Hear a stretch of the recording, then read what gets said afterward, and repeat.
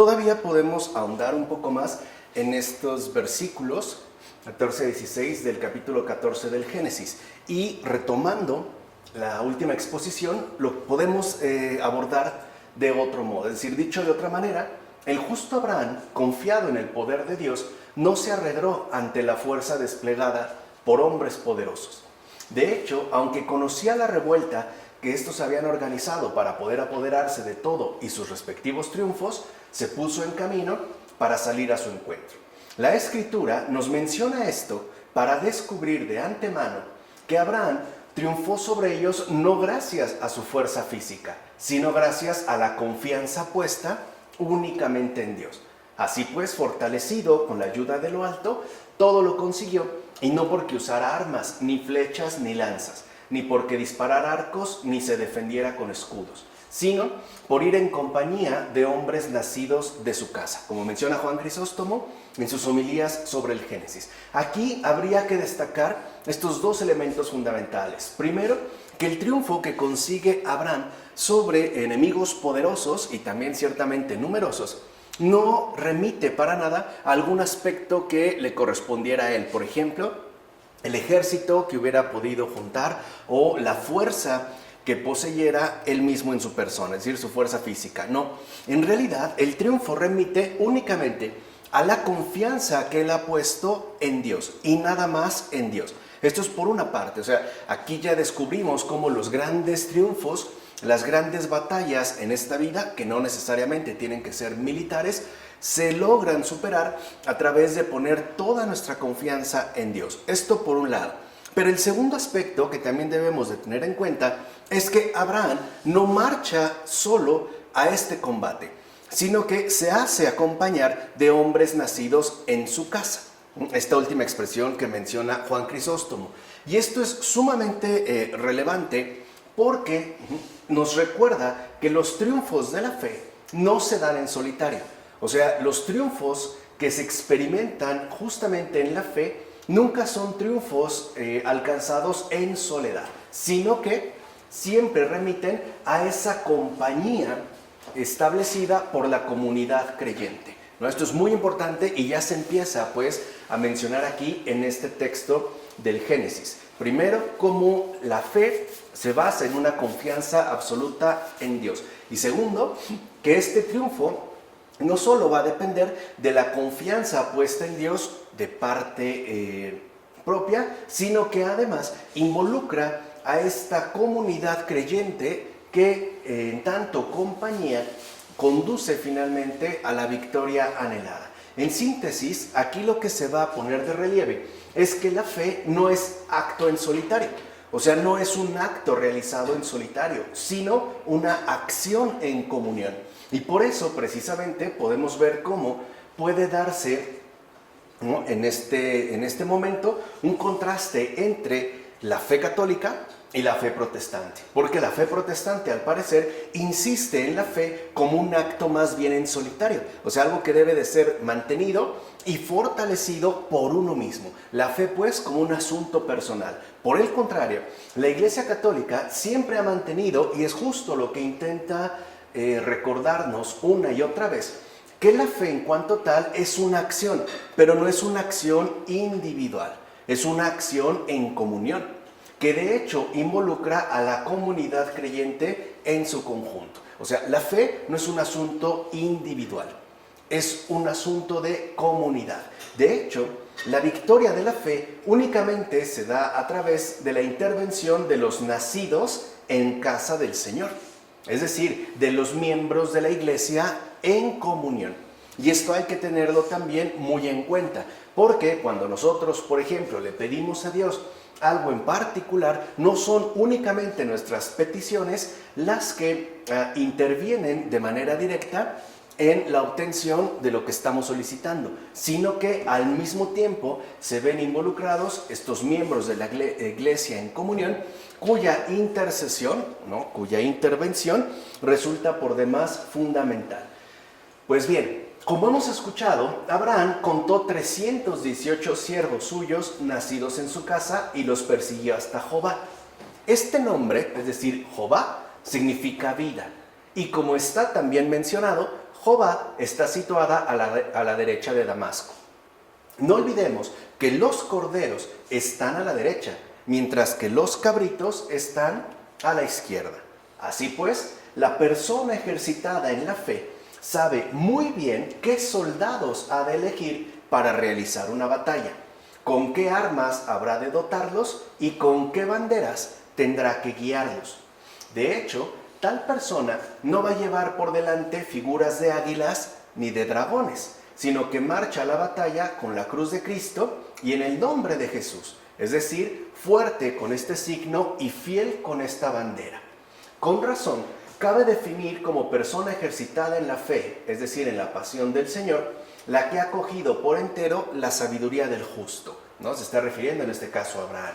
Ciertamente, la justicia es solícita para corregir y mientras amonesta, hace incluso volver a los pecadores y al mismo tiempo resiste los severos ataques de las pasiones, como menciona Ambrosio en su texto sobre Abraham. O sea que el relato que el Génesis nos transmite en estos versículos del capítulo 14 tiene también mucho que indicarnos con respecto a la difícil batalla de la fe. Y me refiero difícil por los múltiples aspectos que ciertamente puede llegar a involucrar, por ejemplo, los que hemos aquí mencionado. Pero al mismo tiempo nos deja en claro cómo esta fe, ¿no?, insistimos, en tanto acción comunitaria, en tanto acción que involucra por completo a la comunidad creyente, también posee su propio tipo de sabiduría, como menciona San Ambrosio. O sea, cuando uno se encuentra pues ya adiestrado en el campo de la fe, ¿no?, en la pasión del Señor, uno también debe saber muy bien, por ejemplo, qué tipo de soldados hay que emplear en una determinada lucha. Por ejemplo, en este caso serían evidentemente las virtudes. ¿Qué armas habría que ocupar? O sea, incluso qué estrategias serían las adecuadas para poder alcanzar la victoria. Tal y como lo vimos en su momento cuando estudiamos la terapéutica de las enfermedades espirituales.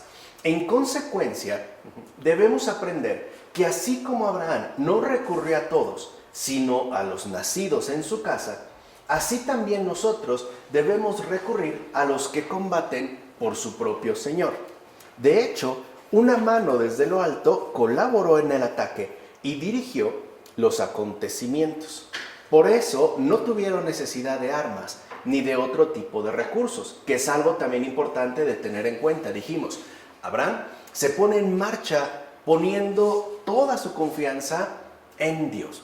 Tan es así que ni siquiera va a requerir, por ejemplo, de un armamento sofisticado o poderoso para poder llevar a cabo los ataques. Porque, como menciona este padre de la iglesia, una mano, es decir, una acción providencial de Dios, es la que intervino en los acontecimientos y le concedió la victoria. Por eso, como mencionamos, no hubo necesidad de armas ni de otro tipo de recursos.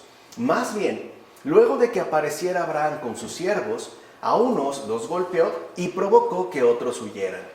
Incluso hizo ambas cosas con toda seguridad, sin que nadie le acosara. O sea, podemos ver que en este combate no es que Abraham llevara a cabo una especie de lucha encarnizada, ¿no?, donde se viera, por ejemplo, herido o perjudicado debido a los ataques. No, pareciera que la cosa se resuelve con la mayor simplicidad, o sea, sin necesidad de tener que superar dificultades en particular. Y así recobró entonces la caballería del rey de Sodoma, a su sobrino Lot, todos sus bienes y también a las mujeres. O sea, recupera pues todo aquello que le habían quedado. ¿Ves ya por qué, mientras los demás lograban huir, solo Lot fue apresado? Pues para que la virtud del patriarca quedara de manifiesto y para que, gracias a él, todos los demás asimismo quedaran a salvo.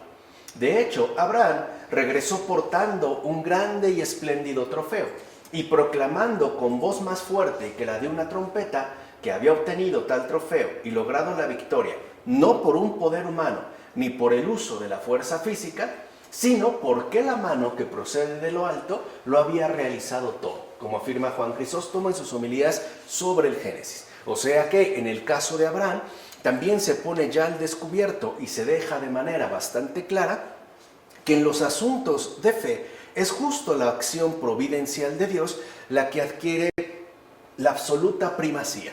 O sea, debemos de reconocer pues la providencia divina en todos los asuntos, aun cuando se trate de asuntos pues intrincados, complejos, como el caso de Abraham. Ahora bien, démonos cuenta que tal trofeo no se refiere a las cosas materiales, sino a los bienes vitales del alma, pues es en ella que está la riqueza que en verdad tiene valor, es decir, la riqueza de nuestra esperanza. O sea que Abraham regresó lleno de bienes espirituales que en general se resumen justamente en la esperanza. O sea, en el no perder la esperanza de que Dios está siempre actuando a favor nuestro. Evidentemente, cuando las acciones que emprendemos están basadas en una rectitud de intención, incluso en un obrar según la justicia. También va fortalecido en la confianza y sobre todo en la convicción de que Dios atiende las súplicas e incluso está literalmente a nuestro lado en nuestros respectivos combates. O sea, Dios no nos abandona en ninguna situación de nuestra vida. Al contrario, se involucra en ella y nos ayuda a superar todas las dificultades, los combates, las guerras, los ataques que podamos llegar a experimentar. En efecto, en ella, es decir, en la esperanza, radican nuestros verdaderos bienes, es decir, la sabiduría que abunda en riquezas. Estos son, pues, los bienes que no perecen. En cambio, la utilidad del cuerpo y de los bienes externos es breve, es decir, no de larga duración, como menciona Ambrosio sobre Abraham. O sea que a su regreso, Abraham no solo ha recuperado los bienes materiales que le habían quitado, sino que vuelve increíblemente enriquecido de unos bienes no perecederos. O sea, llega rebosante de riquezas, en particular la sabiduría que uno adquiere a través de vivir en carne propia la providencia de Dios. Entonces podemos decir que los trofeos que Dios mismo nos hace adquirir no son caducos. Y esto es algo también importante de tener en cuenta. O sea, no tienen que ver con la mera temporalidad transitoria, sino que poseen un valor realmente eterno. O sea, el Señor nos va a conceder trofeos, ¿no?, que no se van a quedar en una dimensión meramente temporal. O sea, no nos da recompensas pasajeras, sino que nos hace abundar justo en riquezas cuyo valor tienen peso de eternidad. O sea, digamos que están en función de la eternidad a la cual hemos sido convocados. Así ya podemos pasar a los siguientes versículos de este capítulo 14, es decir, a los versículos 17 a 24. ¿Qué dice ahí el texto del Génesis? Dice: cuando Abraham volvía de derrotar a Kedorlaomer y a sus reyes aliados, el rey de Sodoma le salió al encuentro en el valle de Sabé, es decir, el valle del rey. Melquisedec, rey de Salem, que era sacerdote del Dios Altísimo, ofreció pan y vino y le bendijo diciendo: bendito sea Abraham por parte del Dios Altísimo, creador de cielo y tierra. Y bendito sea el Dios Altísimo que puso a tus enemigos en tus manos. Y Abraham le dio el diezmo de todo. Luego el rey de Sodoma dijo a Abraham: dame las personas y quédate con las riquezas. Pero Abraham contestó al rey de Sodoma: alzo mi mano ante el Señor, el Dios Altísimo, creador de cielo y tierra. No he de tomar ni un hilo, ni una correa de sandalia de cuanto te pertenece, para que no digas: yo he enriquecido a Abraham, a excepción solamente de lo que han comido los jóvenes y la parte correspondiente a los hombres que vinieron conmigo, Aner, Escol y Mambre. Ellos percibirán su parte. ¿No? Vean, aquí ya se da, digamos, se asume este otro aspecto sumamente importante de los acontecimientos narrados. Evidentemente, Abraham no acepta que alguien que no sea Dios mismo le enriquezca. Es decir, no está dispuesto a dejar que un ser terreno le arranque el trofeo que Dios mismo le ha concedido. De hecho, Abraham se pone decididamente a enriquecerse a costa de la salvación, se opone, decididamente a enriquecerse a costa de la salvación que Dios ha realizado a través de él. O sea, para Abraham la cuestión de la fe no es un negocio y no es un asunto que implique, por ejemplo, algún tipo de enriquecimiento ilícito. No olvidemos que Abraham ya había aprendido una dura lección en su encuentro con el faraón. O sea, esto ya también lo tenía presente, es decir, que solamente Dios puede y debe ser la causa de su riqueza, tanto espiritual como material. Por eso es que la confianza es total al tratarse de Dios, porque Él nos va a ofrecer justamente también esta riqueza en sus dos amplias dimensiones, es decir, tanto material y espiritual, según la necesidad concreta que tengamos en el ámbito de lo material y según su deseo de eternidad al tratarse de lo espiritual. Entonces, esta lección, de hecho una dura lección, ya la tenía muy presente Abraham. En consecuencia, queda claro que el justo es reconocido como aquel en cuya vida se manifiesta la providencia de Dios, que es lo que habíamos nosotros expuesto en los versículos anteriores. ¿Ves ahora cómo Abraham se esfuerza por ser maestro de piedad para los habitantes de Sodoma? Observa pues tú también cuán grande es su virtud y su disfrute del apoyo de Dios. Incluso el rey de aquel lugar sale al encuentro de este extranjero de edad avanzada y le manifiesta su estima. Sin duda, tal rey aprendió que para nada le sirve la realeza a aquel que carece de la ayuda que procede de lo alto, así como que nada es más poderoso que aquel que es socorrido por la mano de Dios, como afirma Juan Crisóstomo en sus homilías sobre el Génesis. O sea que con este proceder, Abraham también está ya dando lecciones de fe, en este caso a los habitantes de Sodoma, comenzando por el principal, es decir, en este caso por el rey, al cual le queda claro que este Abraham, este anciano, literalmente, ¿no?, es socorrido por la mano de Dios. O sea, sus triunfos, sus victorias no proceden ni de él ni de sus respectivos ejércitos. O sea, no es un rey en el sentido terrenal, sino que más bien a esta persona que tiene enfrente, es decir, Abraham, lo escolta y lo cubre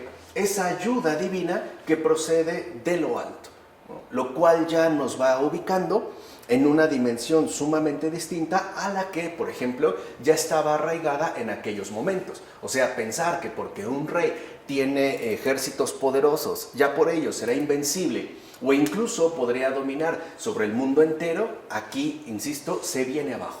Aquí lo que queda claro, pues, es que el justo es reconocido como tal precisamente porque en tanto justo es socorrido por la mano de Dios, aún en situaciones verdaderamente críticas. Esta cuestión, ¿no?, que empieza a esbozarse aquí quedará, por ejemplo, ya claramente manifestada en esta especie de diálogo, coloquio, que mantiene Jesús con Pilato, ¿no?, cuando le pregunta, ¿con qué eres rey?, ¿no? Y dice, sí, pero mi reino no es de este mundo. O sea, aquí vemos cómo a veces nuestra concepción de realeza no es justamente la que Dios mismo nos ha revelado. Bueno, por otra parte, asimismo vemos prefigurado en el sacerdocio de Melquisedec el misterio del sacrificio del Señor. De hecho, el Espíritu Santo declara en los Salmos que Melquisedec representaba la figura de Cristo según la persona del Padre que habla al Hijo, ¿no? Está remitiendo al Salmo 109, versículos 3, 4. Antes de la estrella de la mañana te engendré, tú eres sacerdote para la eternidad, según el orden de Melquisedec. Este orden es el que efectivamente parte de aquel sacrificio en cuanto ofreció pan y vino y bendijo a Abraham en tanto sacerdote del Dios Altísimo. ¿Quién más que nuestro Señor Jesucristo, que ofreció el sacrificio a Dios Padre del pan y del vino, es decir, su cuerpo y su sangre en el orden de Melquisedec, como afirma Cipriano en su carta 63? O sea que efectivamente este sacrificio que a su vez realiza esta figura importante, como es el sacerdote Melquisedec, rey de Salem, ¿no? Ya está prefigurando o está anunciando este sacrificio pleno y definitivo que solamente el Señor Jesús ha llevado a cabo y que además ha ofrecido precisamente al Padre, tal como se expresa en esta figura, ¿no? El encuentro de Abraham y de Melquisedec. Además, en lengua hebrea, eso también es muy interesante de tener en cuenta, la palabra Melchi significa reino y Sedec justicia. Salem significa paz. ¿Se entiende? O sea, el rey, digamos, no el sacerdote Melquisedec, rey de Salem, entonces sería, ¿no? en su nombre mismo expresaría que se trata de un sacerdocio cuyo reino es un reino de justicia. ¿Y qué es solo este reino de justicia? Divina, evidentemente, por eso está dado o anclado en la figura misma del sacerdote, del sacerdocio en general, es justo lo que consigue traer consigo la paz. O sea, no puede haber paz, pues, en este mundo si previamente no se ha trabajado por un reino de justicia, que además no está basado en las dimensiones terrenales acostumbradas, sino en un orden completamente diferente que a final de cuentas correspondería con la comunión con Dios. Por eso Melquisedec era figura de Cristo, o sea, el verdadero reino de justicia y sacerdocio de paz. Por eso San Pablo así lo entendió cuando dijo: sin padre, sin madre, sin genealogía, sin principio en sus días, ni fin en su vida, hecho semejante al Hijo de Dios, permanece sacerdote para siempre, como se menciona en la carta a los Hebreos, capítulo 7, versículo 3. Por cierto, en este momento todavía Juan Crisóstomo sostenía, y era lo usual, fue lo usual durante muchos siglos, que Pablo era el autor de la carta a los Hebreos. Hoy ya es prácticamente conocido que no es así. No es Pablo, pues, el autor de esta carta. Bueno, era pues figura de Cristo, no plena realidad. En efecto, por no tener madre en los cielos, ni padre sobre la tierra, Cristo tampoco tiene genealogía, y de hecho así es, como afirma Juan Crisóstomo en sus homilías sobre el Génesis.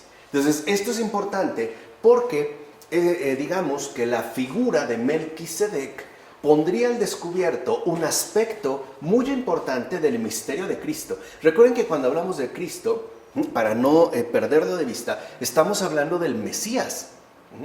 En hebreo, Mesías se tradujo al griego por Christos. Entonces se está hablando pues de una figura sumamente esencial y relevante, lo cual es muy importante de tener en cuenta porque ya desde el Génesis se empezaban a poner los elementos necesarios para entender la manifestación del Mesías según la voluntad divina. Aquí por eso hay esta relación con Cristo e incluso, insistimos, es esta figura, ¿no?, misteriosa de Melquisedec la que pondría al descubierto un aspecto importante del misterio del Señor. Ciertamente, de Melquisedec se refieren muchas cosas en la epístola a los Hebreos, que muchos dicen que es del apóstol Pablo, algunos lo niegan. Vean cómo ya Agustín, ¿no?, estaba también indeciso sobre la autoría de la carta, si era o no del apóstol Pablo. Dice, pero lo importante, o sea, no tanto esto, sino lo que se menciona, lo importante es que en esta ocasión apareció por primera vez el sacrificio que ahora ofrecen los cristianos a Dios en todo el orbe, en tanto anticipo de realidad, como menciona Agustín, en la ciudad de Dios. Y en efecto, todo el Antiguo Testamento, todo, repito, es anticipo de realidad. Es de hecho prefiguración de la verdad que ha de revelarse en Jesucristo. Es decir, en Jesús el Cristo, en Jesús el Mesías.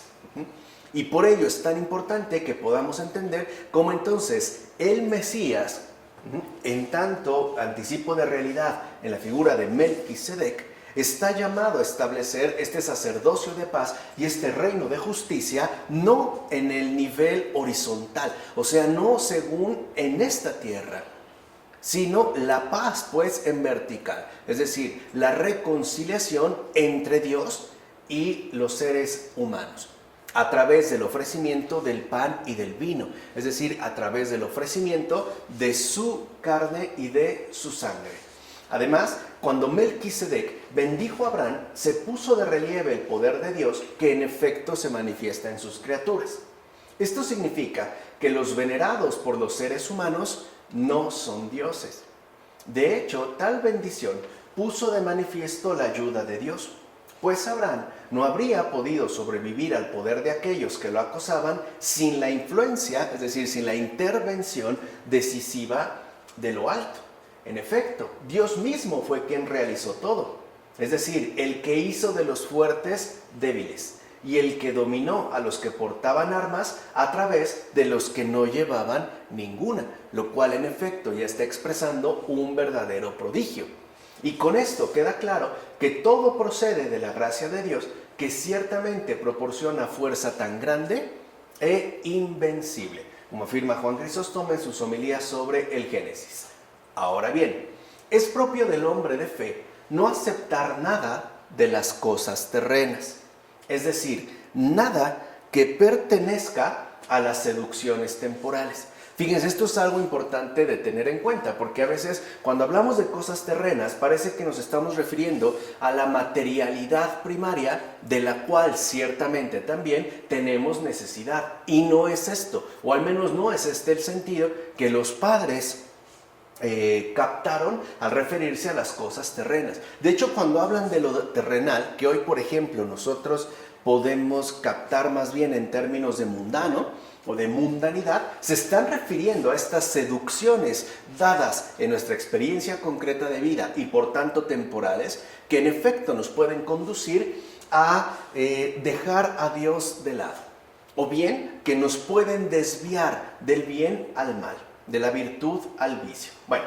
por eso el hombre de fe logra abstenerse de las cosas de este mundo, o es decir, de estas seducciones. Ya no queda entrampado, ¿no?, dentro de estas peligrosas trampas. Por eso Abraham dijo: nada tomaré de todo lo tuyo. De hecho, evita la intemperancia para alejarse del contagio. Huye pues de las tentaciones sensuales del cuerpo como de una deshonra y rechaza los placeres mundanos para poder buscar las cosas que están por encima del mundo.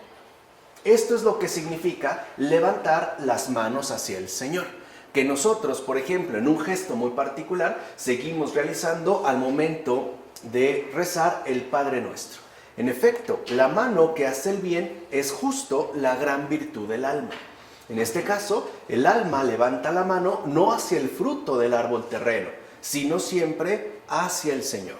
Por eso la Escritura quiere indicarnos lo siguiente: que Abraham eleva la virtud de su alma a las cosas celestiales, es decir, a la vida contemplativa, y por tanto, que dirige toda su atención no a las cosas que se ven, sino a aquellas que no se ven, esto es, no a las cosas terrenas, ni presentes ni temporales, sino a las celestiales, futuras y eternas.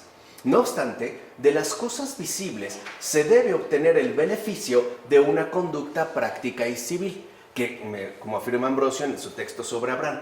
Y esto es también algo que no podemos pasar por alto, porque como dijimos, cuando los padres hablan de las cosas terrenales, no se están refiriendo a las necesidades materiales que también tienen que ser cubiertas. Se están refiriendo a las seducciones que pueden engañarnos y desviarnos, ¿no?, del camino correcto que conduce a Dios, es decir, al bien y a la verdad. Tan es así que, como reconoce Ambrosio, una actitud contemplativa, es decir, un alma verdaderamente contemplativa, no está para nada peleada con la propia existencia práctica, civil, es decir, humanamente correcta dentro del orden presente. O sea, no es que se tenga que quitar estas para adquirir aquellas. No es pues que cielo y tierra estén en conflicto. Es más bien entender en dónde es que quedarían las prioridades fundamentales. Así pues, grande es por tanto el desprecio del patriarca por las riquezas materiales. De hecho, al rechazar el ofrecimiento del rey, el patriarca tiene el profundo deseo de enseñarle dos cosas.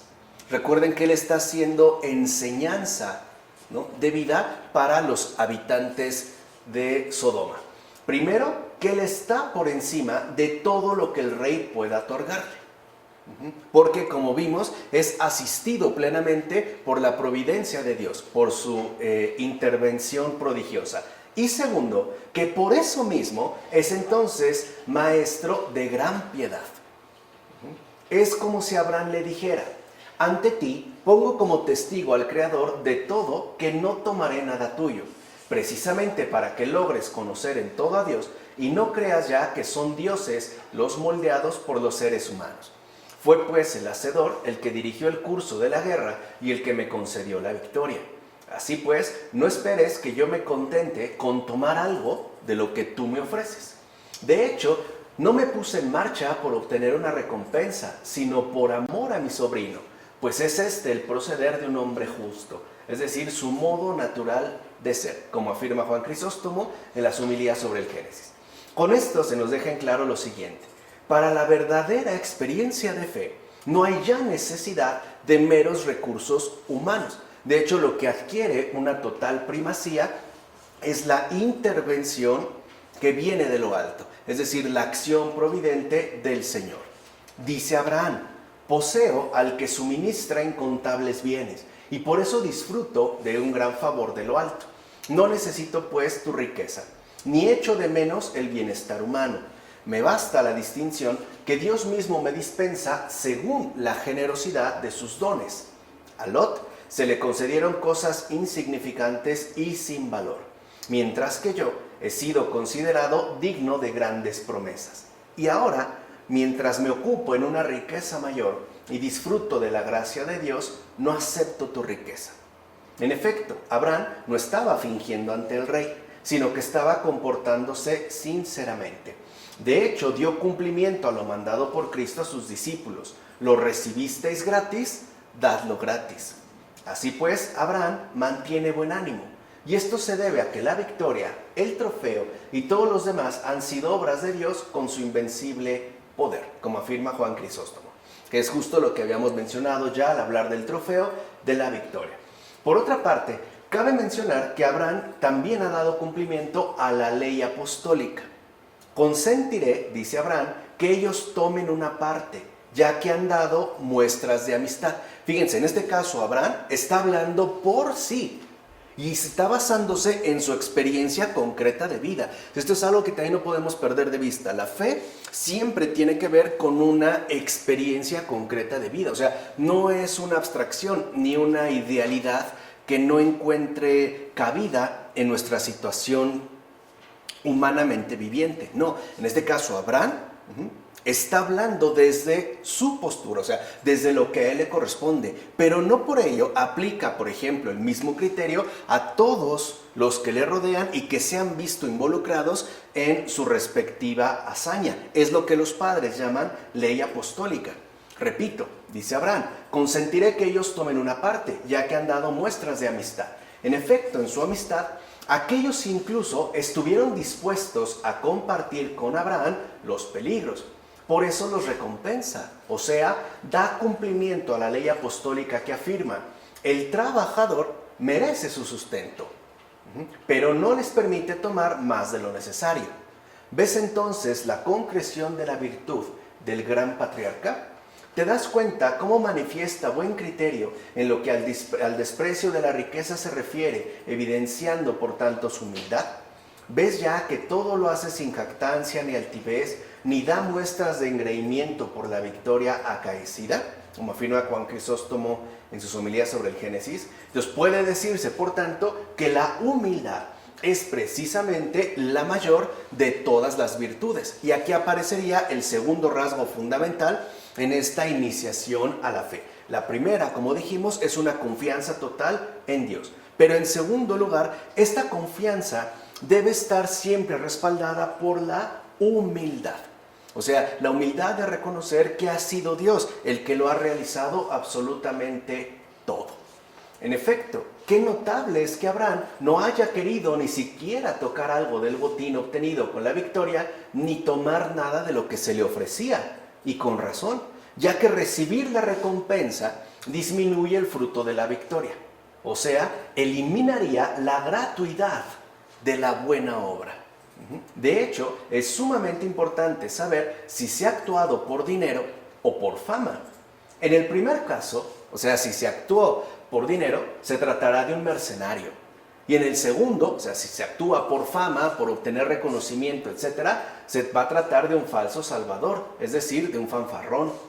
Por eso el patriarca rehúsa apropiarse de cualquier cosa del botín, incluso aunque le sea ofrecida, precisamente para que no diga el que se la diera: yo te hice rico. En todo caso, Abraham declara que solo le basta con lo que es preciso para alimentar a los jóvenes combatientes. Quizá alguno dirá: puesto que ha vencido, ¿por qué no toma nada? Es claro que el botín pertenece al vencedor. Recuerden que los padres están hablando desde un contexto históricamente determinado. Y en estos tiempos, en efecto, lo normal era que si se realizaba algún tipo de batalla, el que saliera victorioso se quedara con todo aquello que había conquistado, cosas y personas, era lo normal. O sea, aquí Ambrosio está hablando pues de la mentalidad usual de su tiempo. Pero, como añade Ambrosio, Abraham da con esto una enseñanza más sobre la disciplina militar, incluso, ¿no?, dentro de este contexto particular, a saber, todas las cosas deben dejarse al rey. Solo debe dárseles a los compañeros una parte de la ganancia como recompensa por su trabajo. ¿Por qué menciona también esto Ambrosio? Porque, por ejemplo, en el Imperio Romano era una fuente de enormes dificultades que incluso trajo consigo poco a poco la descomposición final del imperio, es decir, su total quebrantamiento, el hecho de que aquellos que por orden del emperador iban y realizaban importantes victorias, después no dieran nada al rey e incluso se rebelaran ante él debido al poder que habían adquirido en base a los nuevos territorios adquiridos. O sea, lo que más bien se fomentaba en este caso era la discordia, una discordia que empezó, insisto, a fracturar, a quebrantar desde adentro al propio Imperio Romano, ¿no? De tal manera que si uno consigue una enorme victoria o uno ha tenido un gran triunfo, todo eso corresponde al rey, pero uno no se olvida de los compañeros que han colaborado con nosotros, a tal grado que será a estos compañeros a los que les corresponda la ley, digamos, la aplicación de la ley apostólica. ¿Qué es lo que dice la ley apostólica? Dar siempre una parte de la ganancia como recompensa por su trabajo a los compañeros de batalla, es decir, a los compañeros en la fe. En síntesis, ¿no?, esto es como muy importante también de tener en cuenta, la ley apostólica consiste en velar, estar atento, atender, ¿no?, por las necesidades de los compañeros, no en adquirir riquezas para uno mismo. Esto es justamente, ¿no?, lo que le va a dar este perfil claro de caridad a la ley apostólica y no de egoísmo. Entonces, esto es muy importante y repito, la ley apostólica consiste en velar por las necesidades de los compañeros y no en adquirir riquezas para uno mismo. Entonces, en estos versículos que hemos mencionado hay como enseñanzas sumamente vitales. Así ya pasaremos al capítulo 15, de los versículos 1 a 6. Y es conveniente no perder de vista todo lo que la Escritura en sus puntos clave nos ha estado aportando, ¿no? ¿Qué dice aquí el libro del Génesis? Después de estos sucesos, la palabra del Señor llegó a Abraham en una visión diciéndole: no temas, Abraham, yo soy un escudo para ti, tu recompensa será muy grande. Abraham contestó: mi Señor Dios, ¿qué me vas a dar si estoy sin hijos? Y el heredero de mi casa va a ser Eliezer de Damasco. Y añadió Abraham: he aquí que no me has dado descendencia, y por tanto un criado de mi casa me va a heredar. Pero la palabra del Señor le respondió: no te heredará ese, sino que te heredará uno que saldrá de tus entrañas. Entonces le llevó afuera y le dijo: mira al cielo y cuenta, si puedes, las estrellas. Y añadió: así será tu descendencia. Abraham creyó en el Señor, quien se lo contó como justicia. Antes que nada, observa el extraordinario cuidado de Dios. ¿Por qué dice no temas? Que es las primeras palabras que le dirige a Abraham. Para empezar, porque Abraham ha despreciado una gran riqueza y por tanto no tiene que temer que su superioridad se vea menguada. Así pues, a fin de elevar aún más su ánimo, añadió también a estas palabras el nombre de Abraham. Es decir, no temas, Abraham. Entonces le dice, soy tu escudo. Esta frase está cargada de significado. En efecto, significa, yo lucho en tu lugar. Soy el que te defiende, el que se preocupa por ti y no permite que algo te haga daño. Recuerden que el escudo no es precisamente para ataque, es para defensa. Incluso es lo que evita, ¿no? O lo que evitaba que el cuerpo padeciera graves daños, incluso la muerte. Por eso tu recompensa será muy grande, pues no se refiere a lo que habrías recibido, que de hecho se te ofreció, sino algo que tú ni siquiera puedes medir o calcular, como afirma Juan Crisóstomo. Aquí vemos también este gesto de grandeza, en tanto caridad, que Dios le manifiesta a Abraham. Por tanto, como Abraham no aceptó recompensa de un ser humano, la va a recibir de Dios mismo. En efecto, el Señor no es lento para recompensar. Más bien, promete de inmediato y da con abundancia, para que, a causa de la dilación, o sea, de la tardanza, no entre en los ánimos débiles el arrepentimiento de haber despreciado las cosas presentes. O sea, si el Señor se tardara demasiado, los ánimos débiles podrían caer por lo menos en una vacilación y llegar a pensar, ¿por qué no aproveché lo que se me ofrecía? Y entonces lo hubiera tomado. Por eso el Señor promete de inmediato y va a dar con abundancia. Dios recompensa, por así decir, con largueza de intereses. Es decir, premia con abundancia a quien no ha sido seducido por las cosas que en este mundo se le ofrecían, como menciona Ambrosio en sobre Abraham. Ahora bien, puesto que Dios le había prometido una recompensa, una gran recompensa, una recompensa extraordinariamente grande, Abraham le manifiesta el dolor de su alma y la angustia que le genera el no tener hijos. Este dolor le aquejaba desde hacía mucho tiempo. Por eso le va a decir Abraham a Dios, Señor, ¿qué me vas a dar? He alcanzado la cima de la vejez y voy a partir sin hijos. Observa pues cómo desde el principio el justo manifiesta su buen entendimiento y denomina su marcha de este mundo en términos de partida. Y tiene razón, pues los que buscan la virtud con esmero, cuando parten de esta vida, en realidad es como si se liberaran de la lucha y de las cadenas.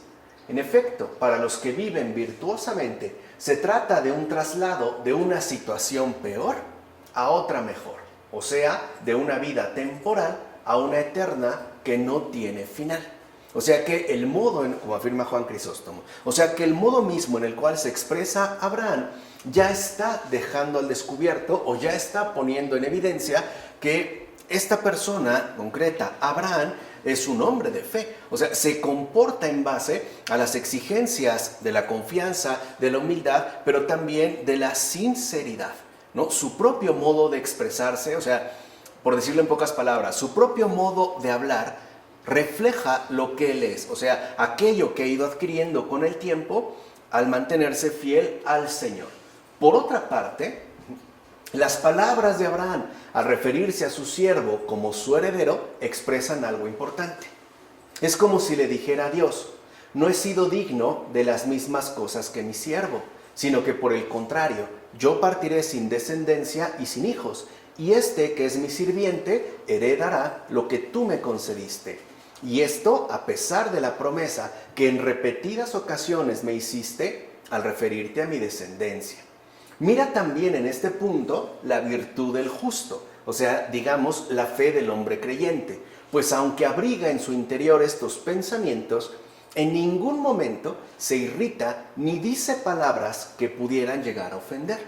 Antes bien, guiado siempre por las palabras del Señor, se dirige también ahora con toda confianza a Dios y le revela tanto la confusión de sus pensamientos como la herida de su alma. Que esto es algo muy importante también en la experiencia de fe, porque como dijimos en este tercer elemento, además de la humildad y de la confianza, ¿no? Es decir, de la sinceridad, la experiencia de fe también involucra abrirle a Dios el corazón por entero. O sea, abrírselo de tal manera que incluso podamos expresarle de la manera que nos sea posible la confusión de nuestros pensamientos o incluso, ¿no?, la alteración de nuestros propios sentimientos. Es más, también deberíamos revelarle nuestras propias heridas que se encuentren en el alma o que reconozcamos como tales. Por eso, precisamente, entonces, va a recibir Abraham de parte de Dios una súbita curación. O sea que el Señor también, no solo, y esto es algo que debemos de tener muy en claro, la promesa del Señor, es decir, la obra de Dios, no solo tiene un efecto externo, o sea, no solo se refiere a lo que Dios da materialmente, sino que además también implica una profunda curación del alma. Porque el Señor lo que hace aquí es sanar heridas en un alma a través del cumplimiento de su respectiva promesa. O sea, no solo va a premiar a Abraham, sino que asimismo lo va a curar, justo al atender, ¿no?, estas heridas que se le han manifestado.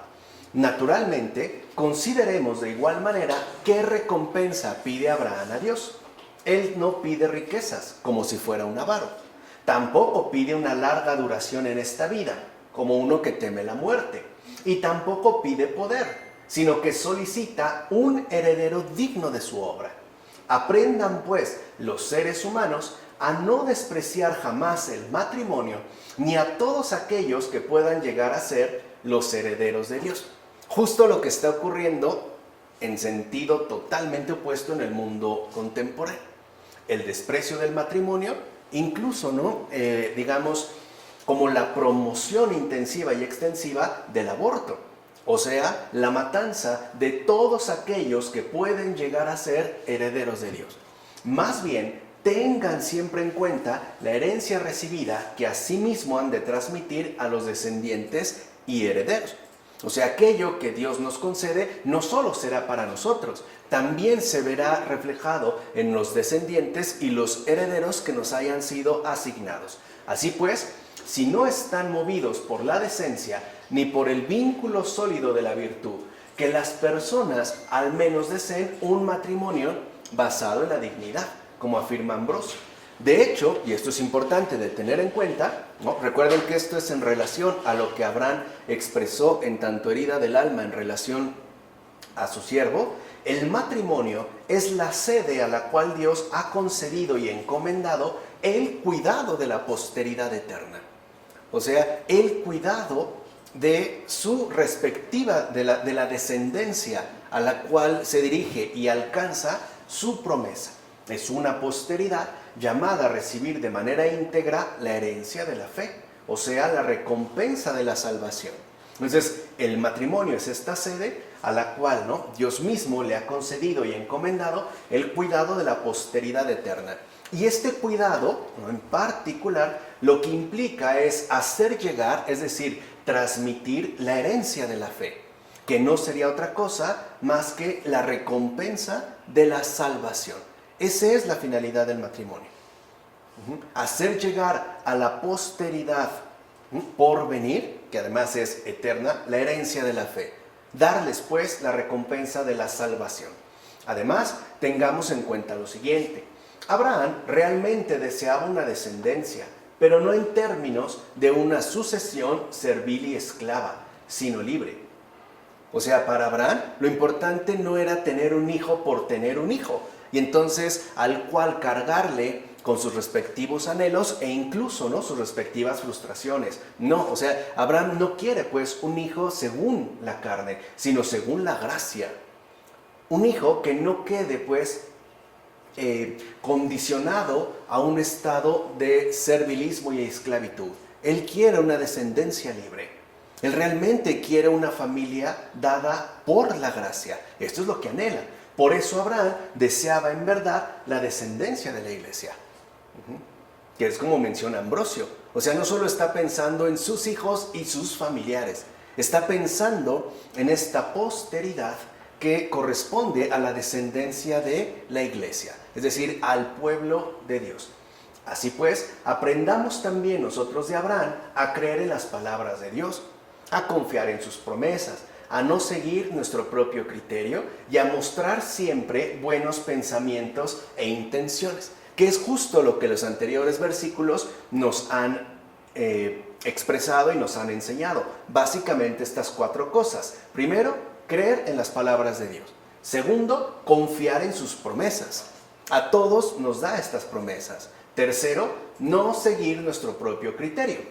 Y 4, a pesar de todo, mostrar siempre buenos pensamientos y sobre todo buenas intenciones. Entonces, es esto precisamente lo que contribuirá a que también nosotros seamos vistos como justos, dispuestos a alcanzar las promesas de Dios.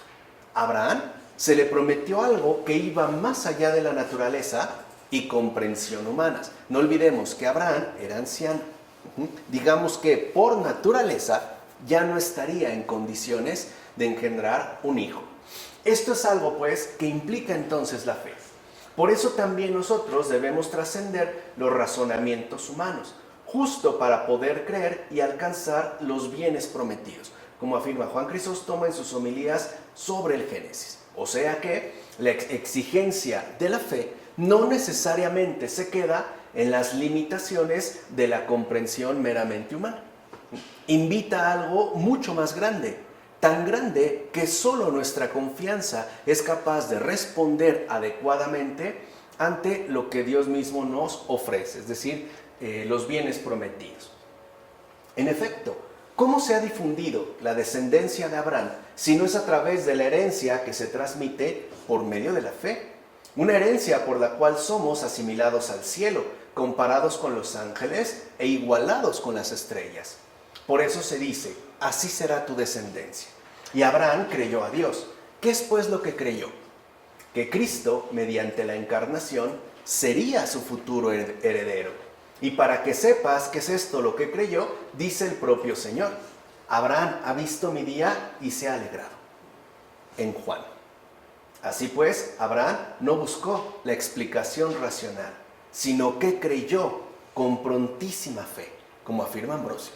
O sea que también en la propia persona de Abraham se nos expresa esta dinámica de fe donde a veces las explicaciones están de sobra, ¿no? Donde ya no hay cabida para las explicaciones, sino que se nos invita literalmente, ¿no?, a adentrarnos en un ámbito concreto que se llama fe, en esta creencia arraigada que de hecho solo puede asumirse en términos, como dijera Joseph Ratzinger, de permanencia. O sea, la fe no es una idea repentina ni un estado emocionalmente adquirido pero transitorio. De hecho, la fe se asimila en base a una permanencia que, como hemos dicho, involucra la confianza y en este caso también la humildad. Podemos decirlo así, una espera paciente. Así llegamos a los versículos 7 a 12 de este capítulo 15. Después le dijo, se está refiriendo evidentemente a Abraham. Dios, Abraham, yo soy el Señor que te saqué de Ur de los Caldeos para darte esta tierra en posesión. Abraham contestó, mi Señor Dios, ¿cómo conoceré que voy a poseerla? Le respondió, tráeme una ternera de 3 años, una cabra de 3 años, un carnero de 3 años, una tórtola y un pichón. Abraham los trajo, los partió por en medio y puso cada mitad enfrente de la otra, pero no partió las aves. Los buitres bajaban a los cadáveres y Abraham los ahuyentaba. Cuando estaba poniéndose el sol, un profundo sueño cayó sobre Abraham y le invadió un terror enorme y tenebroso. Algo especial da comienzo aquí. Muy especial. Algo especial da comienzo aquí. En efecto, la ternera de 3 años, el carnero de 3 años, la cabra de 3 años y la tórtola y el pichón representaban por adelantado la figura de todos los pueblos. De hecho, se puntualizaba lo de los 3 años porque todos los pueblos habían de creer en el misterio de la Trinidad. Todos. Y también porque la Iglesia Católica en su conjunto no solo abarca a los hombres espirituales, sino también a los carnales. O sea, la Iglesia no solo está compuesta de santos, también posee pecadores. Están como mezclados, ¿no? En efecto, aunque algunos digan que creen en la Trinidad, son más bien carnales, porque fingen evitar los crímenes y los pecados. O sea, te dicen que eso no está mal, que no hay problema, etc.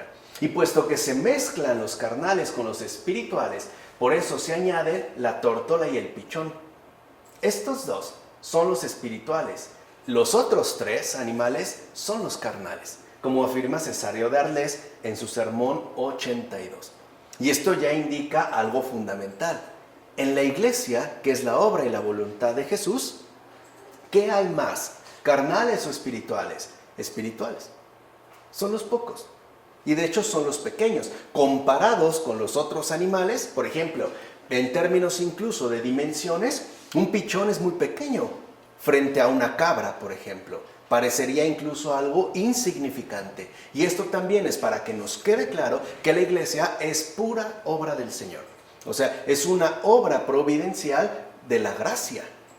Para que no veamos que es gracias a nosotros que se han alcanzado, digamos, tales maravillas, como de hecho se han conseguido.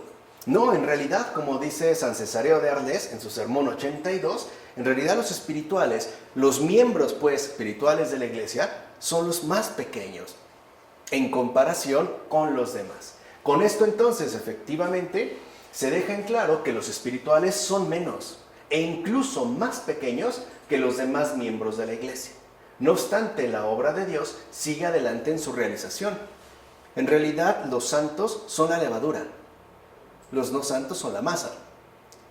No al revés, como podemos suponer, sino que la iglesia está constituida justo en base a esta realidad. Ahora bien, esta es la razón de aquella cláusula, y las aves no las dividió. Es así porque los carnales se dividen entre sí, mientras que los espirituales no. De hecho, los espirituales se apartan de las conversaciones estériles de los seres humanos, como la tórtola, o bien no se mezclan con los carnales aunque vivan entre ellos, como la paloma. Estas dos aves son simples e inofensivas, y con ello se daba a entender que en el pueblo israelita, futuro poseedor de aquella tierra, los descendientes serían hijos de la promesa y herederos de un reino permanente con una felicidad eterna, como menciona Agustín en la ciudad de Dios. Así pues, los espirituales y los carnales están puestos uno frente al otro. Es decir, están enfrentados unos contra otros. Están partidos y claramente separados, como las dos mitades de los dos animales, de los animales ofrecidos.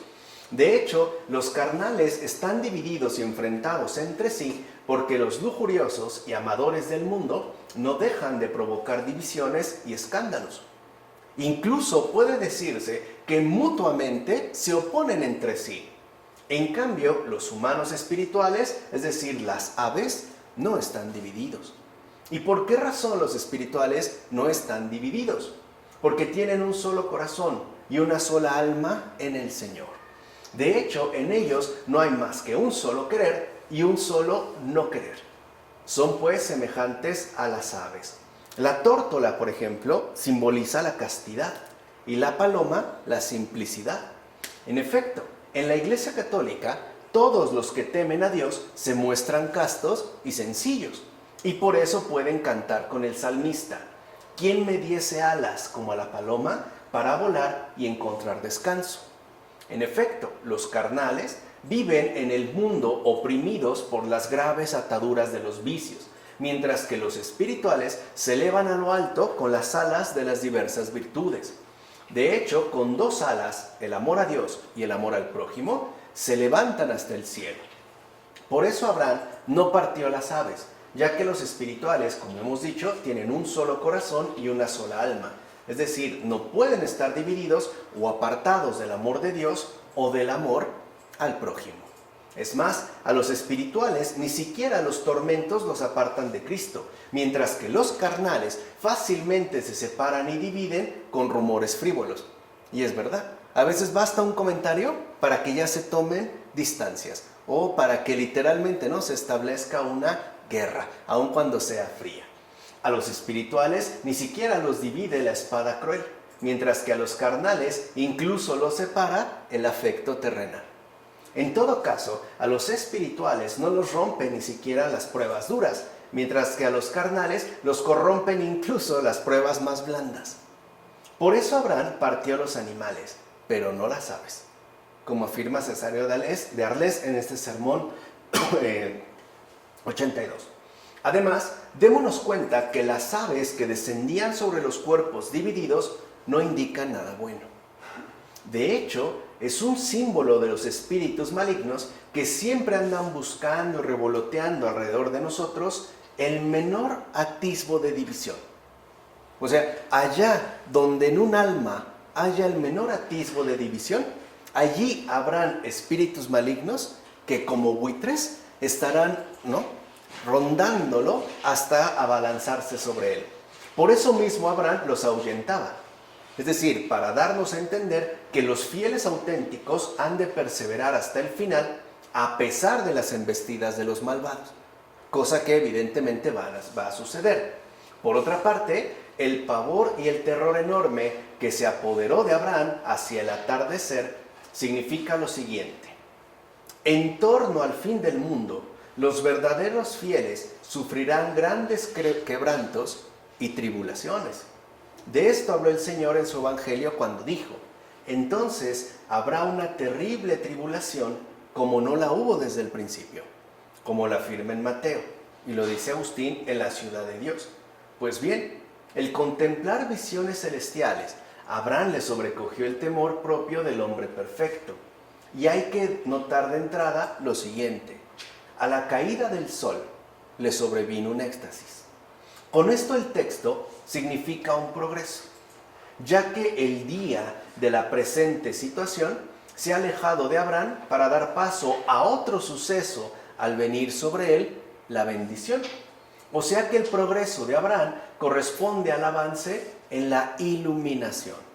Y no creamos que tal éxtasis fue un delirio, sino que más bien se trató de esa admiración que pertenece al traslado de las cosas visibles a las invisibles. En efecto, por la contemplación llegamos a estar fuera de las cosas humanas, y esto ocurre a causa de Dios mismo. Habiendo pues salido Abraham de sí mismo, cayó sobre él un oscuro temor, pero no por participación en la oscuridad de las tinieblas, sino porque lo invisible no se deja conocer fácilmente.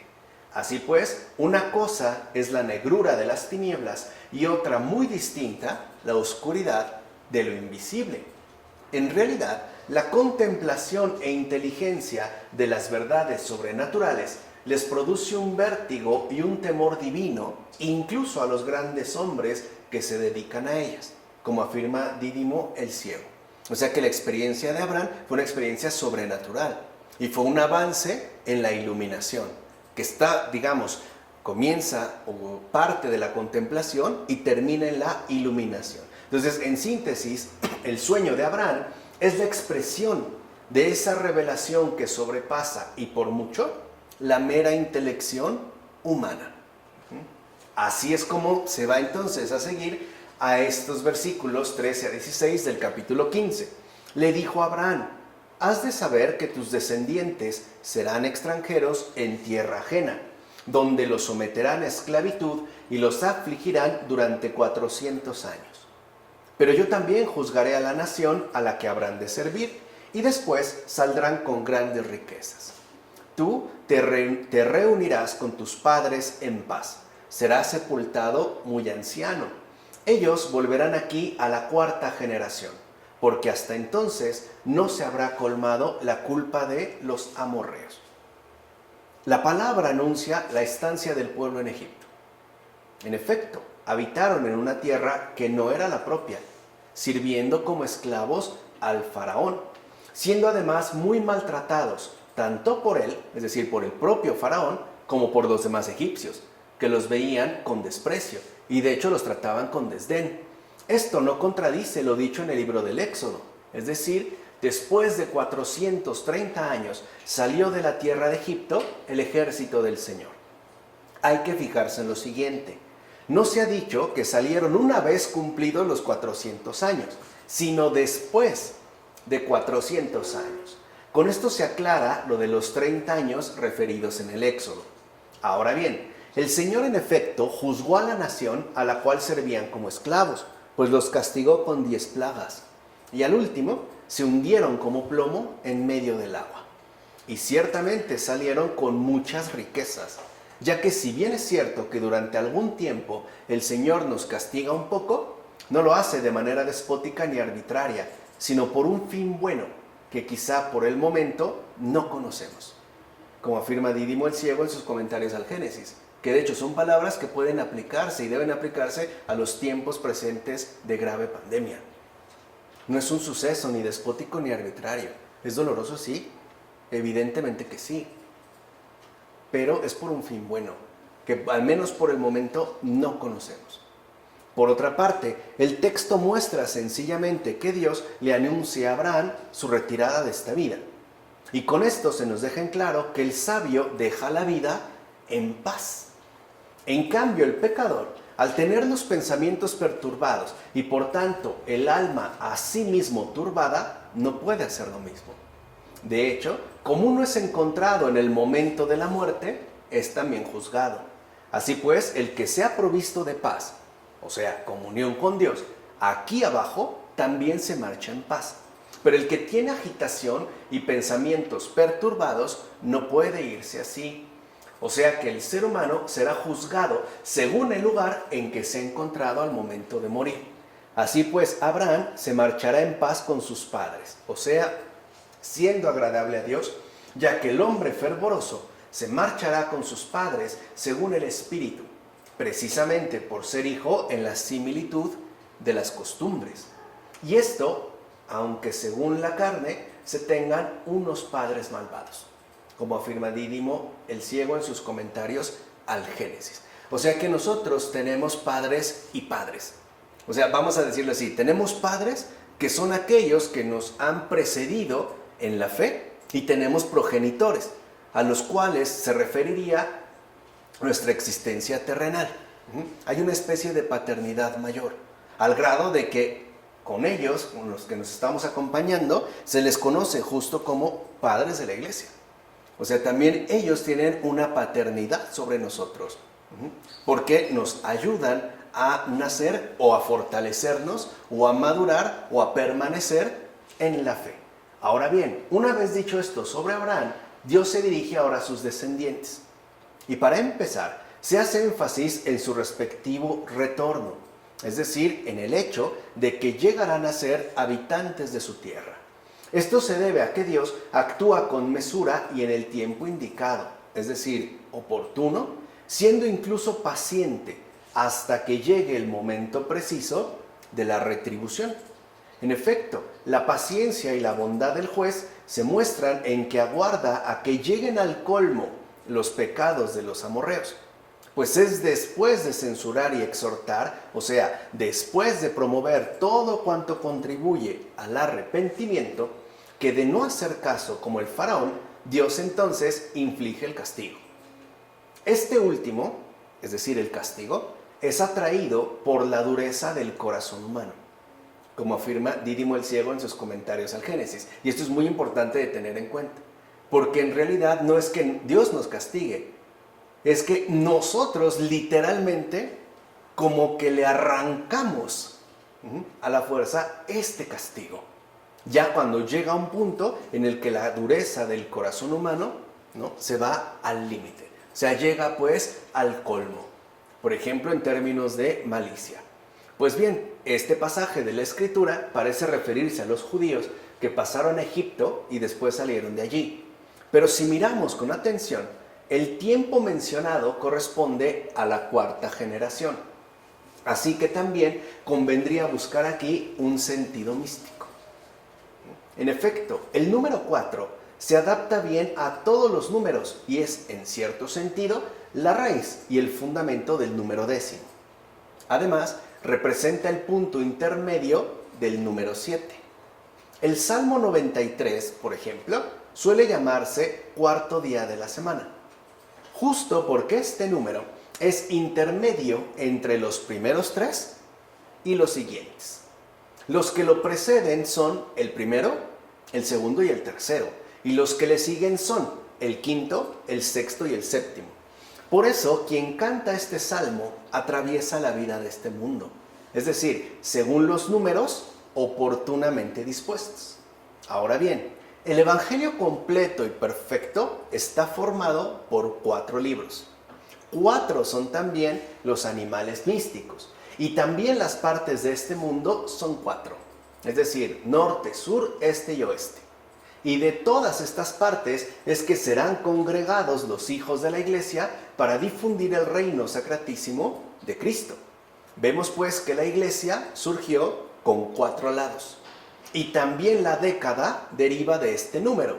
En efecto, si sumas los números del 1 al 4, obtendrás el número 10. Por eso la década comprende todo número. Y 4 son también las edades del ser humano: infancia, adolescencia, juventud y madurez. Por eso la sabiduría surge y se consolida poco a poco. Así pues, teniendo en cuenta las edades, podemos decir que la sabiduría se alcanza en 4 lugar. O sea, de hecho, la sabiduría es madurez. Por esta razón, si uno ha estado sometido antes al faraón de Egipto, con la edad madura es que entonces se va a liberar de su poder. O sea, va a reconocer como deber suyo seguir la ley. Es entonces que se abre para tal persona el mar de esta vida, como afirma justamente Ambrosio. O sea que con ello ya también se nos está dando una especie de mapa general del propio acontecer de la vida creyente y ver cómo la base de la ley es la fe, con, digamos, los rasgos que anteriormente hemos mencionado, justo porque estamos llamados al mar de vida que Dios nos ofrece por medio de ese respectivo avance. Así pasamos ya a los versículos 17 a 21 de este capítulo 15. Se puso el sol y sobrevino la oscuridad, y apareció una hoguera humeante y una llama de fuego que pasó entre aquellas mitades. Aquel día el Señor estableció una alianza con Abraham, diciéndole: a tu descendencia daré esta tierra, desde el río de Egipto hasta el gran río Éufrates, la tierra de los kenitas, kenicitas, cadmonitas, hititas, perezeos, refaitas, amorreos, cananeos, girgaseos y jebuseos. Para empezar, la promesa de la tierra concedida se apoya por completo en el propio honor de Dios. De hecho, las fronteras que son mencionadas justo en este pasaje, ¿no?, del Génesis, hacen referencia a las regiones alcanzadas por el rey David. Es decir, también en este caso, por gracia de Dios. Las fronteras que aquí Dios menciona, el rey David las logró finalmente alcanzar. Ahora bien, todo lo sucedido en este caso es obra de Dios, o sea, no de Abraham. Él, en todo caso, lo que sí va a asumir es el papel de testigo privilegiado. Se lo está justamente mostrando y él es testigo. Por eso hay que notar que no solo cuando se hizo esta alianza apareció un fuego, sino que de igual manera la ley se dio por mediación de Moisés en medio del fuego. De hecho, se veía el fuego y se oían los mandamientos, pero sin ver al que hablaba. En efecto, puesto que la ley contiene recompensas y castigos, fue dada en medio del fuego para mostrar que a unos les proporciona quemaduras y a otros les da luz. Y sí es cierto, la ley del Señor a unos quema, a otros ilumina. Pero es la misma fuente, el mismo fuego. No olvidemos que el fuego tiene doble poder: ilumina y al mismo tiempo quema. Así pues, la ley dada quema a sus desertores e ilumina a los que la cumplen. Y asimismo, aquí aparecieron antorchas y humo. El humo es resultado y consecuencia del fuego que se ha encendido. Pero démonos cuenta que la llama se produjo antes. Con esto se deja en claro lo siguiente: al que decide lo que se ha de hacer y lo que no, le es necesaria entonces la luz que viene de Dios, simbolizada en la hoguera, para hacer las cosas rectamente, como afirma Dídimo el Ciego en sus comentarios al Génesis. O sea que nosotros no solo necesitamos de Dios en nuestro respectivo obrar, sino que asimismo necesitamos de su luz, de su fuego, literalmente luz de vida, para poder tomar las decisiones adecuadas y que en esta vida se van a tener que realizar. ¿Se entiende? También aquí hay otra figura, luego el fuego del Espíritu Santo que está santificando la Eucaristía, y los buitres es el mal que lo quiere quitar, y Abraham que lo está protegiendo, protegiendo la Eucaristía. Es otra imagen también. Sí, acá, exacto, ¿no? Con esta figura. Sí, esta figura de la Eucaristía. Y que requiere también ser... El Espíritu Santo que santifica, que da todo, y aquí el Espíritu Santo viene y Abraham que está protegiendo la Eucaristía, y que los buitres el mal que la quiere quitar, ¿no? Claro. El mal que está atacando a la iglesia. Claro. Y este mal, y qué bueno ahorita que lo mencionas, porque el mal nunca se combate cuerpo a cuerpo, jamás. El mal se ahuyenta. O sea, toda la dedicación está en preservar, ¿no?, la ofrenda del Señor. O sea, en este caso la Eucaristía, pues la iglesia en su conjunto. El mal se ahuyenta, pero uno no descuida el bien por atacar el mal. Hoy, de hecho, creo que ese es un grave peligro en el caso de la iglesia en general, ¿no? Y dentro de las redes sociales o los grupos que se llaman católicos, etcétera, se han ido más o suelen irse más por la denuncia, ¿no?, de que esto está mal, de que sí hay que luchar contra el aborto, que no podemos permitir esto. Y es cierto, o sea, hay algo de razón en ello. Pero hay que entender que el cristiano no solo se basa en la denuncia, o sea, en el ahuyentar los buitres, ¿no?, el tratar de desplumarlos. No, o sea, no solo depende de la denuncia, sino que ante todo se concentra en el anuncio, o sea, en el cuidado de lo esencial. Claro, hay cosas que pueden no ser permitidas, pero ¿qué otra cosa vamos a anunciar? O sea, ahí es donde entraría en juego justo la cuestión de la evangelización. Aquí seguimos entonces con esta figura y podemos ver además, ¿no?, lo siguiente. Ved, hermanos, que de aquel fuego que se dice que pasó por entre las partes divididas, no se dice que tocara ni a la tórtola ni a la paloma. Veamos. Aquella tarde significaba el fin del mundo. Recuerden que este suceso es en iluminación. O sea, es literalmente, ¿no?, un éxtasis. Entonces, aquella tarde significaba el fin del mundo. Los animales representaban por anticipado la figura de todos los creyentes en Cristo. Y no olvidemos que tales animales no solo incluyen a las personas buenas, sino también a las malas. Y por eso el fuego pasó entre ellos ya debidamente separados. Y esto conforme a lo dicho por el apóstol. El día lo pondrá de manifiesto, porque se revelará como en el fuego. En la primera carta a los Corintios. Así pues, aquella hoguera encendida y humeante y la llama de fuego figuraban el día del juicio.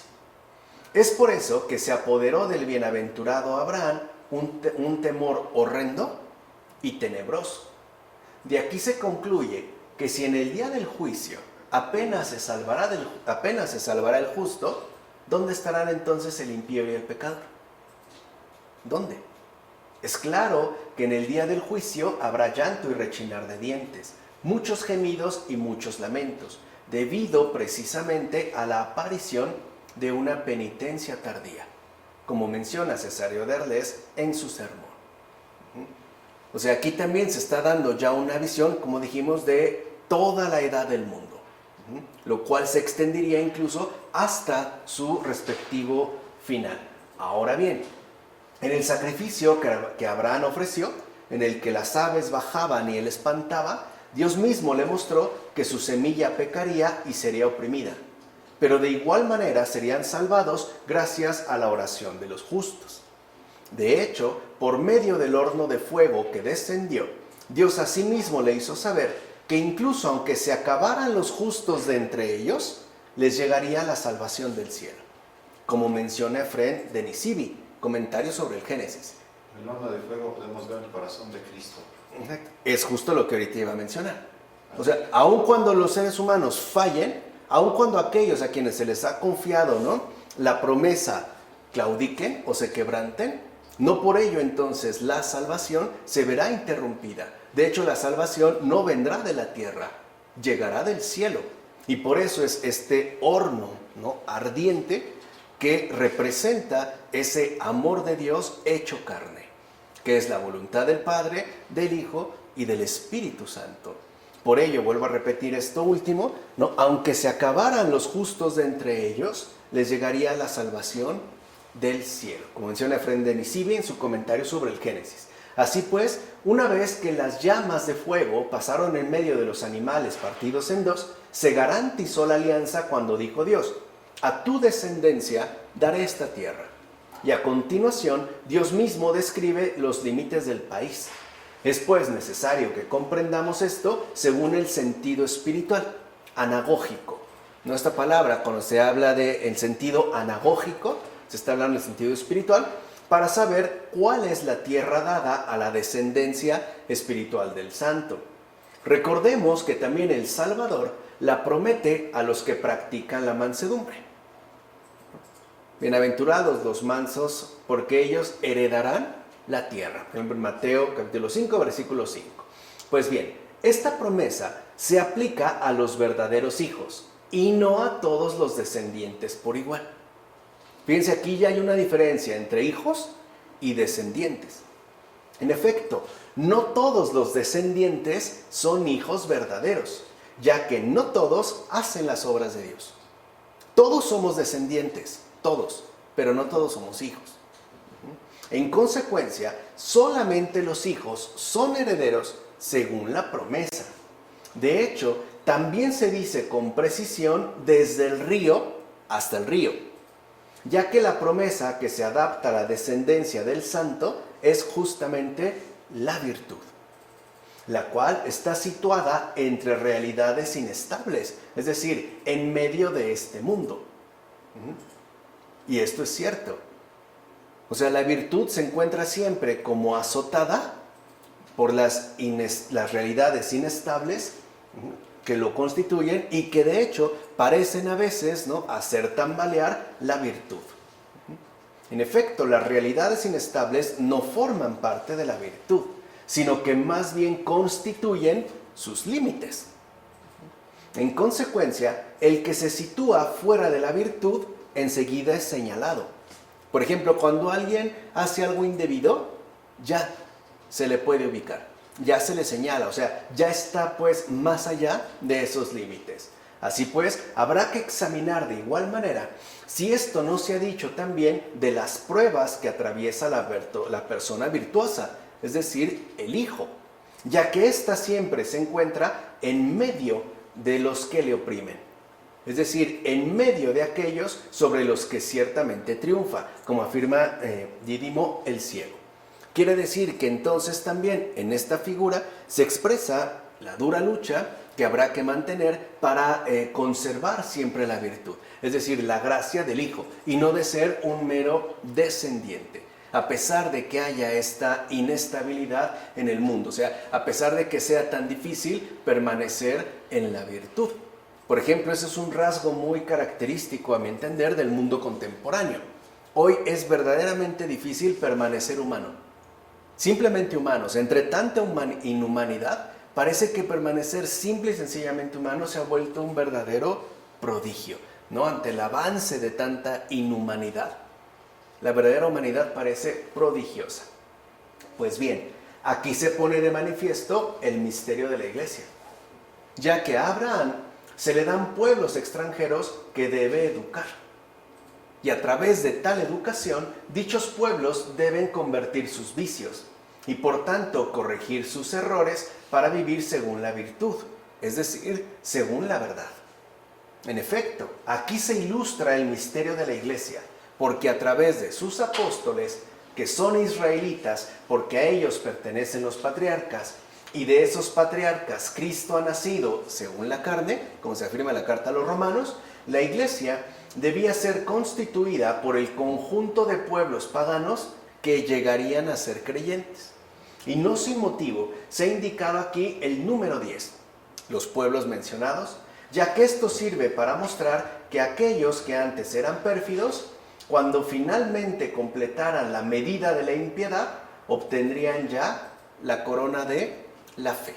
O sea que la descendencia, que en un primer momento apunta justo, ¿no?, a los herederos directos de Abraham, es decir, israelitas, se acrecienta incluso ¿no? A pesar del no mantenimiento de la ley, a pesar de la infidelidad, ¿no?, del pueblo con respecto a Dios, ahora se amplía hasta alcanzar prácticamente al mundo entero.